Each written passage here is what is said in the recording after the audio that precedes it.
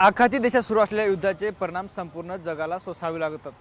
छत्रपती संभाजीनगरमध्ये सुद्धा अनेक अंगानं जे आहे ते याचे परिणाम आपल्याला पाहायला मिळतात. उद्योग क्षेत्राला सुद्धा याचा मोठा फटका बसला आहे. तर दुसरीकडे जे आहे ते ॲटो LPG गॅसचे दर जे आहे ते गगनाला भिडलेत. गेल्या 3 दिवसापूर्वी 61 रुपये प्रति लिटर मिळणारा गॅस आज तब्बल 81 रुपये प्रति लिटरवर जाऊन पोहोचला आहे. त्यामुळे जे आहे ते ऑटोचालकसुद्धा आता संताप व्यक्त करताना पाहायला मिळतात. त्याचबरोबर परवाशी भाडेवाढ वाढण्याची सुद्धा आता शक्यता निर्माण झाली. आपण बघतोय शहरात जवळपास 8 ते 9 ऑटो LPG गॅस पंप जे आहेत ते बंद आहेत, कारण की गॅसचा पुरवठा होत नाही अशी माहिती आपल्याला स्थानिकांनी दिली. आणि आता बघतोय जे पंप सुरू आहेत त्यावर अशा पद्धतीनं मोठी गर्दी या ठिकाणी पाहायला मिळते. खरं तर काल या ठिकाणी जे आहे ते भाव 75 होते, आज थेट 6 रुपयाने वाढलेत. आणि गेल्या 3 दिवसापासून जे आहे ते हे भाव तब्बल 22 रुपयाने वाढल्याचे चित्र आपल्याला पाहायला मिळतं. आपण बघतो या ठिकाणी हे कर्मचारी आहेत आणि ऑटोमध्ये गॅस भरण्याचं काम सुरू करताना आपल्याला पाहायला मिळतात. काय सांगाल, कशा पद्धतीनं ऑटो LPG गॅसचा पुरवठा होतोय आणि आजची भावची काय परिस्थिती आहे? आजचा भाव जे आहे ते 81 रुपये आहे. प्रत्येक 3 दिवसापासून 5-5 रुपये वाढू लागले. पहिले 61 रुपये होता, आज 81 रुपये भाव आहे. माल न मिळण्यामुळं भावचे कमी जास्त होणं चालू आहे. मग सांगा, हे साधारण किती पेट्रोल पंप शहरात आहेत, किती ऑटो गॅस पंप शहरात आहेत आणि आता किती बंद पडलेत काय माहिती आहे? सध्याला आम्हाला 7 ते 8 पंप बंद आहे असे न्यूज कळालेली आहे. बाकीच्या पंपाचं सांगू शकत नाही सर. काय भाव शक्यता आहे का? हो, अजून जर माल नाही भेटला तर भाव वाढण्याची शक्यता आहे. मग हे ग्राहक जो येतात ऑटो चालक तो तुम्हाला सांगत विचारत नाहीत का इतका भाव कसा वाढला, इतका भाव कसा वाढला? विचारतात ना, पण आता आम्हाला वरून सांगितलं की भाव वाढून आला तर आम्हाला माल वाढूनच देणं आहे ना. समोरच्या टँकर जर वाढून येऊ लागला मग आम्हाला रेट वाढून येतो, त्याला आम्ही काय करणार? आपल्यासोबत ऑटो चालक आहेत, भाव वाढले का? अरे भाव काय आहे, नुसतं हे टाकला व्हायचं बाकी राहिलं. आता आहे ना? काय झालं? एवढं भाव झालं, एवढं भाव अचानकच. आता उद्या सकाळी टाकलं आम्ही 74 काल टाकलं तेवढं काल नाही, काल टाकलं सकाळी आणि 4 वाजता लपतं लगे हे 80 रुपये झालं भाव. 81 रुपये भाव. आता एवढ्या भावानं काय काय पुरणार आहे आमच्या लोकल? तुम्ही सांगा.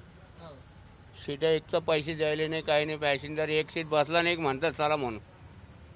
अवघडच झाले नाही का? लईच अवघड झालं. एवढं अवघड झालं की समस्या काय समजायला नाही. लई कठीण परिस्थिती आली. काय केलं पाहिजे सरकारनं? सरकारनं काय आहे, आमच्या लोकांची एकी नाही आहे खरं म्हणजे. आमच्या लोकांची एकी असली ना तर मग सगळे लोक रोडावर आले तर होऊन जाईन काही ना काही.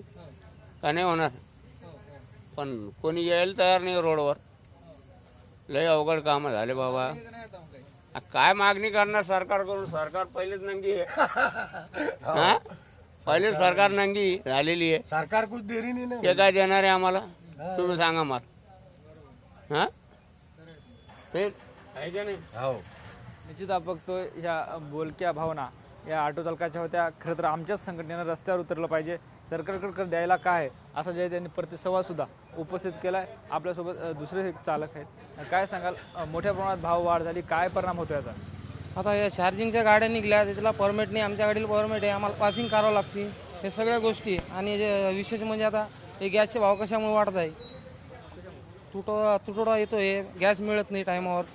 आमच्याकडे पॅसेंजर असतात, वेळेवर पॅसेंजरला पोहोचू शकत नाही आम्ही. अशी जर गर्दी रांग असली तर काय करणार? शाळेच्या ड्युटी, आता माझ्याकडे पण ड्युटी आहे, मुलं सोडून आलो मी आता. एवढं तुम्हाला असं वाटत नाही का सगळ्यांना की याच्यावर काय तोडगा निघाला पाहिजे? आता तोडं काढणारे सरकार वर बसलेले, त्यांनी काही केलं पाहिजे ना. आता आम्ही रिक्षावाले जर मिळून काय करणार आहे? तरी काय करणार आहे? जे करायचं त्यांनी सरकारने केलं पाहिजे. नाही असे गॅसचे भाव वाढून टाकले त्यांनी 25-30 रुपयांनी लगेच एकाच दिवसामध्ये एवढे. पहिले धंदा किती व्हायचा, आता किती व्हायला? धंदा पॅसेंजर आहे ना, पैसे काय वाढून शिल्लक देणार नाही, 1 रुपया पण देत नाही. जे ते त्याच्यात आणखी 5 रुपये कमी करतात, 5-10 रुपये. त्याच्यामुळं आम्हाला खिशातून पैसे टाकावं लागू राहिले शिल्लक भाव वाढल्यामुळे. इलेक्ट्रॉनिकवाल्यामुळं कसं आहे, जिथं आम्ही 30 घेतो ते 20 रुपये घेतो. आम्हाला त्यांच्यामुळे धंद्यावर परिणाम झालेला आहे. आता त्या ह्या बाबतीमध्ये आता सरकारने काहीतरी गंभीरता घेतली पाहिजे की त्यांनी या चार्जिंगच्या गाड्यांना स्टॉप केलं पाहिजे. ते कर्मचारी सांगतात की अजून भाव वाढणार आहेत, म्हणजे अवघडच व्हायला दिवसेंदिवस. एकदमच आता हे भरपूर झालेलं आहे की आता कसं समजा भाव तर आता वाढले 20 रुपयांनी. आणखीन जर भाव वाढले तर आमचं कसं व्हायचं? निश्चितच बघतोय हे सगळे रिक्षा चालक होते. ज्या पद्धतीने आपण पाहतो की ऑटो LPG गॅसचे दर जे आहेत ते 3 दिवसात 22 रुपयानं वाढले. त्यामुळे जे आहे ते ऑटो रिक्षा चालक सुद्धा अडचणीत आहेत. या संमिश्र सगळ्या प्रतिक्रिया आपण आता ऑटो रिक्षा चालकांच्या बघितल्यात. कॅमेरा पर्सन हर्षल निकमसह ज्ञानेश्वर लोंढे, TV9 मराठी, छत्रपती संभाजीनगर.